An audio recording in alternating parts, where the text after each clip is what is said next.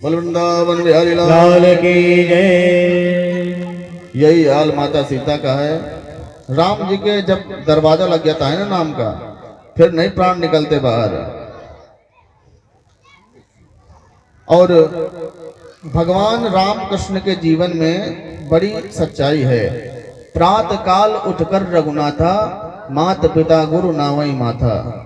भगवान राम जब सोकर उठते थे तो सबसे पहले मात पिता गुरु तीनों को प्रणाम करते थे। और एक बात, वह ईश्वर है, हम उसके अंश हैं। ठीक है, ईश्वर के अंश हैं, तो इसका मतलब ये नहीं कि जो वो कर सकता है वो हम कर सकते हैं। अंश में शक्ति नहीं होती, अंश का पावर बहुत कम होता है। जिस प्रकार गंगा जी, मान लीजिए हम प्रयागराज गए, वहां से संगम का गंगा जल लेकर आए कटोरी में, हमने अपने घर के दरवाजे पर रख दिया।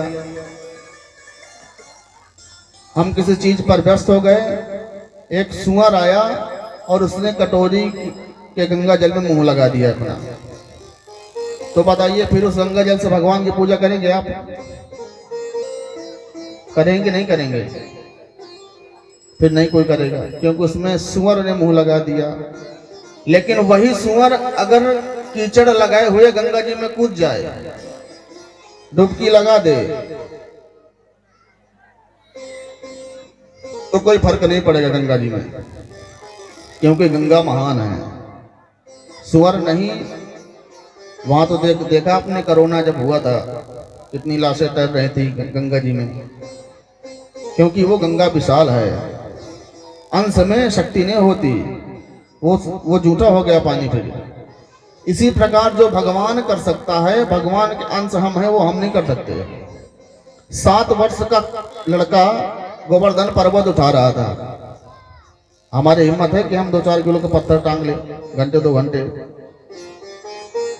7 वर्ष के कृष्ण ने 7 दिन 7 रात तक पर्वत को अपनी कन्निका उंगली पर धारण करके रखा। हमारी शक्ति नहीं है कि हम 2-4 किलो के पत्थर को भी हाथ में उठा करके 1-2 घंटे रह लेंगे। भगवान शंकर ने जब जहर पिया था, 50, 60, 70 हजार करोड़ टन जहर रहा होगा, क्योंकि जो समुद्र मंथन से जहर निकला था वो इतना जहर था कि त्रैलोक्यम दहनाद विषाद, उस जहर से पूरी त्रिलोकी जल नष्ट हो सकती थी। अब 1-8 किलोमीटर त्रिलोकी बहेगी नहीं, त्रिलोकी बहुत बड़ी है, तो जहर भी बहुत रहा होगा। शंकर जी ने इतना जहर पिया, हम कहते हैं हम उनके अंश हैं, हम थोड़ा सा जहर पी लें, 1 बूंद पी लें, फिर देखो क्या होता है, तुरंत राम नाम सत्य हो जाएगा। तो जो भगवान करता है वो हम नहीं कर सकते।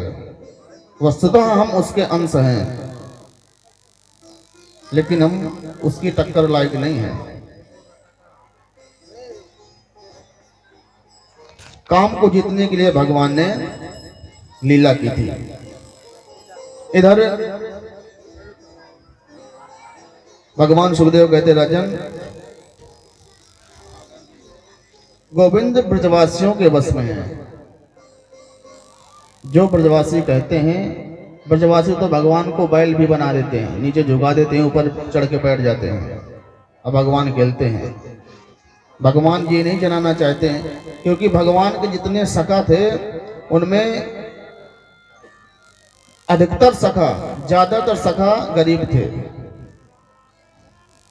उन सखाओं, भगवान के पास तो बहुत, नंद बाबा तो बहुत बड़े आदमी थे, राजा थे, वो चाहते तो भगवान सोने का मुकुट भी पहन लेते, लेकिन भगवान के सखाओं के पास कुछ नहीं था, इसलिए भगवान केवल मोर पंख लगाकर घूमते थे कि अगर मैंने लगाया तो कहीं हमारे मित्रों को ये ना हो जाए कि ये बड़े घर का लड़का है।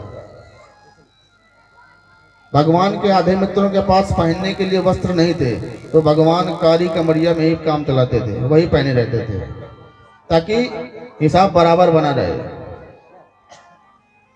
और यही होना चाहिए। अगर हमारा मित्र गरीब है तो हमको ज्यादा दिखावा नहीं करना चाहिए उसके सामने, कि उसको कुछ उसके अंदर कोई और भाव जगाए कि हमारा मित्र बड़े बड़े घर का लड़का है, उसके साथ में वही बर्ताव करो आप जैसी उसकी हैसियत है।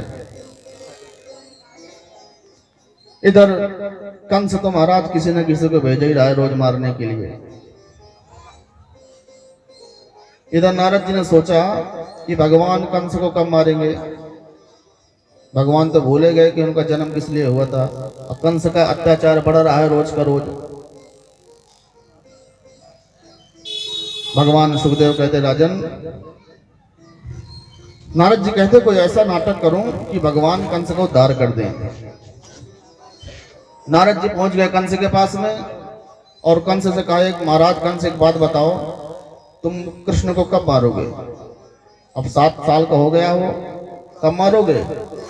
देखो जल्दी करो, हम 2-4 दिन में उसको तुम्हारे हाथों से मरता हुआ देखना चाहते हैं।